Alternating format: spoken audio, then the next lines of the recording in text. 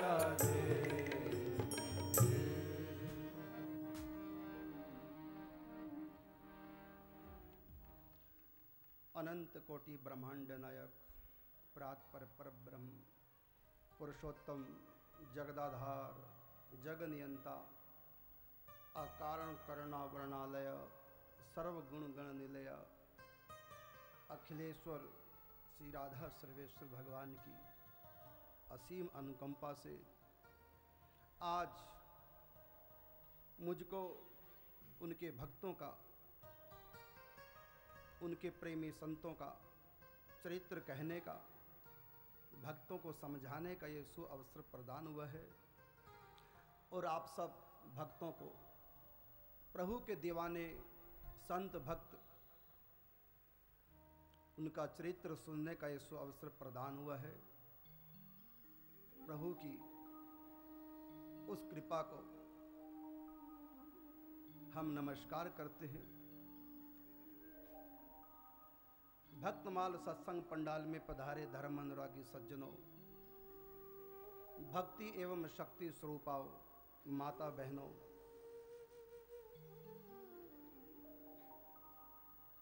TV के सन्मुख जो बैठ करके श्री भक्तमाल कथा सुन रहे हैं, उन सब के सौभाग्य को मैं प्रणाम करता हूं। जब भगवान कृपा करते हैं, किसी जीव के हृदय में आना चाहते हैं, किसी को अपनाना चाहते हैं, तब उनके भाग्य में अपनी कथा, अपने भक्तों की गाथा लिख देते हैं। जब भगवान किसी को अपनाना चाहते हैं तो उसको सत्संग प्राप्त होता है, कथा प्राप्त होती है। आप सब लोग भाग्यशाली हैं। भगवान के उन प्रेमी रसिक संतों की कथा सुनने के लिए आप लोग यहां विराजे हैं। इसका क्या प्रभाव है कथा का? ये श्री हरि की भक्ति प्रदायिनी कथा है, ये संकट मोचनी कथा है, हृदय में भगवान को बंदी बना देने वाली ये कथा है। हमारे अनेक प्रश्नों का उत्तर है ये कथा। हमारे जीवन में अनेक प्रकार की शंकाएं जो अध्यात्म के प्रति उठा करती हैं, उन सब का समाधान, उन सब का उत्तर है ये भक्तमाल कथा। हमारे जीवन में जो अंधकार अज्ञान का है, उस अज्ञान के अंधकार को मिटा करके दिव्य भक्ति का, ज्ञान का प्रकाश देने वाली है ये भक्तमाल कथा। ये भक्तों का वो पावन चरित्र, जिन भक्तों ने हमारी आपकी तरह इस दुनिया में जन्म लिया, प्रारब्ध अनुसार अनेक प्रकार के सुख दुख उनकी जिंदगी में आए, अनेक प्रकार की परिस्थितियां आई, अनुकूल और प्रतिकूल। किस प्रकार भक्त राग द्वेष से बचते हुए कैसे अपनी नैया को भव सागर के उस पार ले जाते हैं, उन सब भक्तों की करुण कहानी, उन सब भक्तों की करुण गाथा है भक्तमाल कथा। भक्तों का पावन, भक्तों की पावन गाथा ये भक्तमाल कहलाती है। भक्तों का इतिहास बताकर भक्ति मर्म समझाती है। भक्तों का इतिहास बताकर भक्ति मर्म समझाती है। कैसे कैसे हरि भक्तों ने परमेश्वर को पाया है। भक्तों के संग ईश्वर ने भी कैसा खेल रचाया है। भक्तों के संग ईश्वर ने भी कैसा खेल रचाया है। माया में रह कर भी वैष्णव भक्ति नशे में चूर हुए। दर्शन देने भक्तों को क्यों नारायण मजबूर हुए।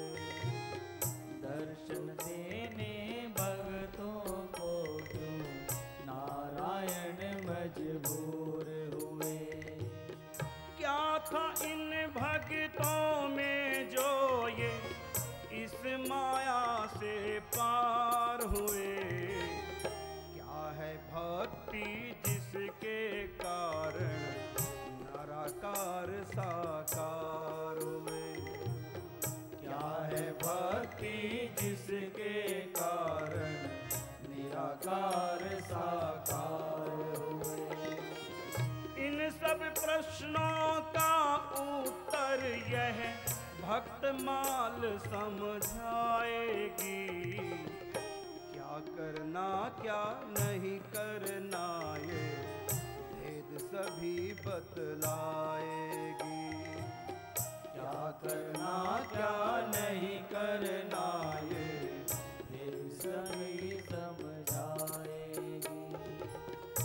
कैसे कैसे हरि भक्तों ने उस ईश्वर को पाया है, भक्तों के संग ईश्वर ने भी कैसे खेल रचाया है। माया में रहकर ये वैष्णव भक्ति नशे में चूर हुए, दर्शन देने को इनको क्यों नारायण मजबूर हुए। क्या था इन भक्तों में?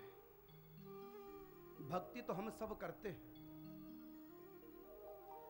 अगर इन्होंने भजन किया तो हमने भी भजन किया, हम भी भजन करते हैं। अगर भक्तों ने कीर्तन के द्वारा भगवान को पाया तो कीर्तन तो हम सब लोग करते हैं। अगर इन्होंने ध्यान चिंतन किया तो ध्यान चिंतन तो हम सब कर रहे हैं। भक्ति तो हम सब भी कर रहे हैं। अगर इन्होंने संतों का संग किया तो संतों का संग तो हम सब कर रहे हैं। फिर कमी कहां है? इन सब प्रश्नों का उत्तर ये भक्तमाल देगी कि कमी कहां है। क्या है इन भक्तों में? इसको देखने के लिए बड़ी सूक्ष्म दृष्टि चाहिए। इसी को मैं समझाने की कोशिश करूंगा इन 7 दिनों में कि भक्ति तो हम सब कर रहे हैं। भक्ति तो रावण भी कोई कम नहीं करता, हिरण्याकश्यप भी भक्ति कोई कम नहीं करता। तपस्या, ध्यान, जप, तप सब किया है इन राक्षसों ने। फिर ये भक्त क्यों नहीं कहलाए? क्यों नहीं इनको प्रभु का प्यार मिल पाया? क्यों ये लोग राक्षस के राक्षस ही रहे भक्ति करके भी? आखिर कमी कहां रह गई थी? इन सब प्रश्नों का उत्तर ये भक्त माल समझाएगी। क्या करना क्या नहीं करना ये भेद सभी बतलाएगी।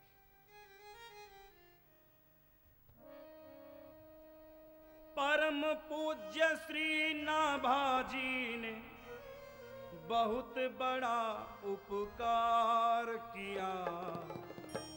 भक्त माल गाथा रचना कर भक्तों को उपहार दिया।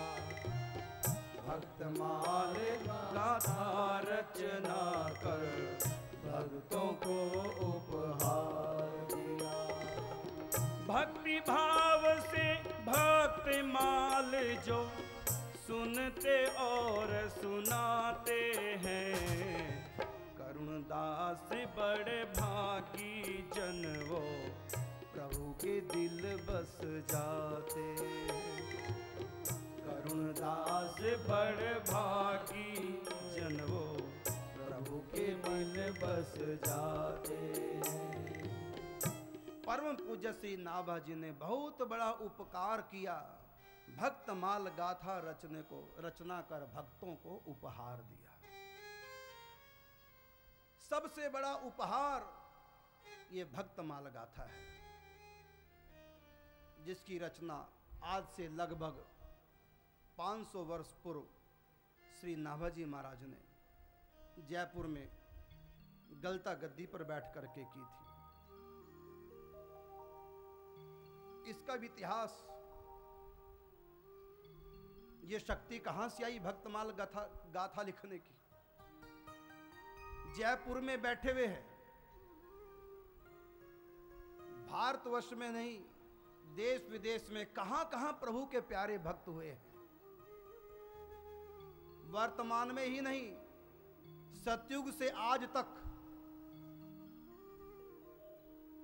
कहां कहां पर भक्त हुए हैं। कैसा उनका जीवन रहा, किन परिस्थितियों से वो टकराए और कैसे कैसे अपनी मंजिल को प्राप्त कर गए। गलता जयपुर में बैठे बैठे पूरा जान गए। ये दिव्य शक्ति कहां से आई? तो इसका इतिहास है, सुनो। श्री नाभाजी महाराज के सद्गुरुदेव भगवान श्री अग्रदेवाचार्य जी महाराज, जो श्री कृष्णदास पयहारी जी महाराज के परम कृपा पात्र शिष्य रहे हैं, अपने गुरुदेव सद्गुरुदेव भगवान की कृपा को प्राप्त करके जिन्होंने परम सिद्धि को प्राप्त कर लिया, प्रभु श्री सीताराम जी के चरणों में अनन्य अनुराग जिन्होंने अपने हृदय में प्रकट कर लिया, जो हर समय सीताराम जी की मानसिक सेवा में लगे रहते थे। कितनी बार तो उनको अपने शरीर का भी अनुसंधान नहीं रहता था। मैं ये शरीर हूं, मैं पुरुष हूं, मैं अग्रदेव नाम का कोई संत हूं, ये भी वो ध्यान में भूल जाया करते थे। जो ही अग्रदेवाचार्य जी महाराज आंख बंद करके भगवान श्री सीताराम का ध्यान धरते, उनकी मानसिक सेवा पूजा करते, बस आंख बंद करते भूल जाते थे अपने पार्थिव देह को, सखी भाव में प्रतिष्ठित हो जाते थे। चंद्रकला नाम की सखी का रूप धारण करके पहुंच जाते थे रंग महल में।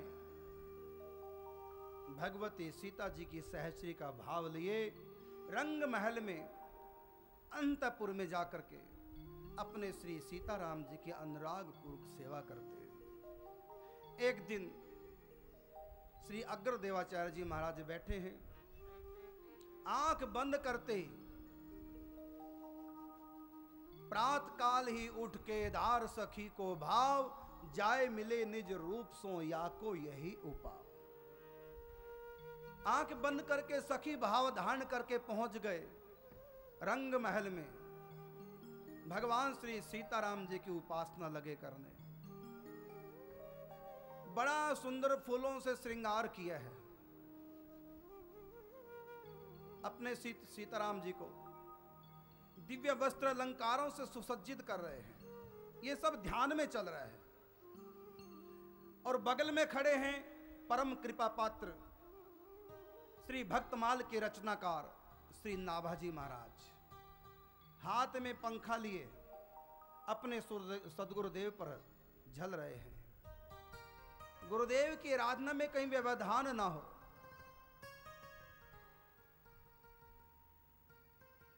चिंतन में कोई विक्षेप ना हो, कोई विघ्न बाधा ना हो, गर्मी का अनुभव ना हो, मक्खी मच्छर तंग ना करें। इसलिए खड़े होकर के गुरुदेव पे हवा कर रहे थे। और गुरुदेव श्री अग्रदेवाचार्य जी महाराज आंख बंद करके चंद्रकला सखी के रूप में अपने प्रीतम को रिझा रहे थे। जैसे आप लोग रात को शयन करते हैं, बिस्तर पर पड़ा है आपका शरीर, लेकिन आप एक स्वप्न देख रहे हैं। स्वप्न में गोवर्धन की परिक्रमा कर रहे हैं। जब आप स्वप्न में गोवर्धन की परिक्रमा कर रहे होते हैं, उस समय आपको नहीं पता कि मैं बिस्तर पर सोया हुआ हूं, मैं बिस्तर पर लेटा हुआ हूं, ये आपको उस समय ध्यान नहीं रहता। यहां तक कि मैं स्वयं तुम्हारे स्वप्न में आ जाऊं, गोवर्धन की परिक्रमा में बीच में आपको मिलूं और आपको बताऊं कि इस समय आप परिक्रमा नहीं कर रहे हैं, आप तो यमुना नगर में अपने घर में बिस्तर पर लेटे हुए हैं, तो तब भी आपको विश्वास नहीं होगा। तब भी आप यही कहेंगे कि मैं कहां लेटा हूं महाराज, मैं तो परिक्रमा कर रहा हूं, मैं कहां सोया हुआ हूं, कहां मैं सपना देख रहा हूं। मेरी तो आंखें खुली और मैं खुली आंखों से आपको देख रहा हूं, ये सपना कहां है। चाहे मैं लाख समझाऊं सपने में, तब भी तुमको यही लगेगा कि जो सपना है बस यही है, मैं सो नहीं रहा हूं।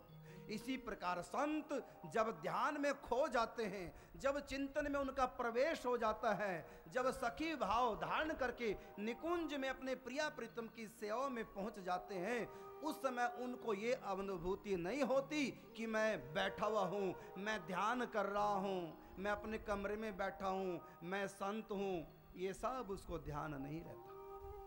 ध्यान घनश्याम का दीवाना बना देता है, दिल को ही गोकुल तो कभी बरसाना बना देता है।